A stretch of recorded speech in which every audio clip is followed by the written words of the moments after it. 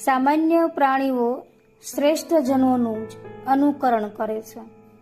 ત્રિભુવનમાં મારે કોઈ પણ કર્મ કરવાની આવશ્યકતા નથી. તેમ છતાં પણ હું સદા કાર્યરત રહું છું, કારણ કે લોકો મારું જ અનુકરણ કરે છે. કૃષ્ણ લોકસંગ્રહાર્થે કર્મ કરવાનું જણાવે છે. તેને કશું જ અપ્રાપ્ય નથી. તેમ છતાં પણ તેઓ પોતે પણ લોકસંગ્રહાર્થે જ કર્મ કરે છે.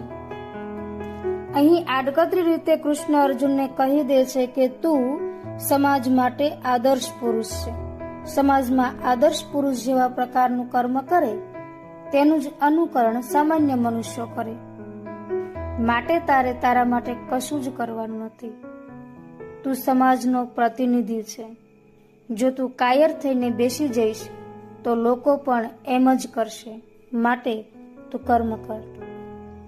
લોકસંગ્રહાર્થે કર્મ કરવું એટલે કર્મ કરવા છતાં કર્મફળથી લેપાવું નહીં. તે નિસ્પૃહી થઈને કર્મ કરવું.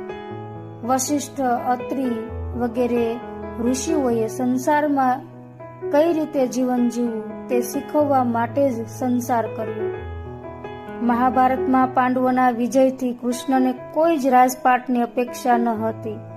વિજય પ્રાપ્તિ પછી તરત જ કૃષ્ણ ત્યાંથી નીકળી જાય છે, કારણ કે અધર્મનો નાશ કરવો એ જ તેનું કર્તવ્ય હતું.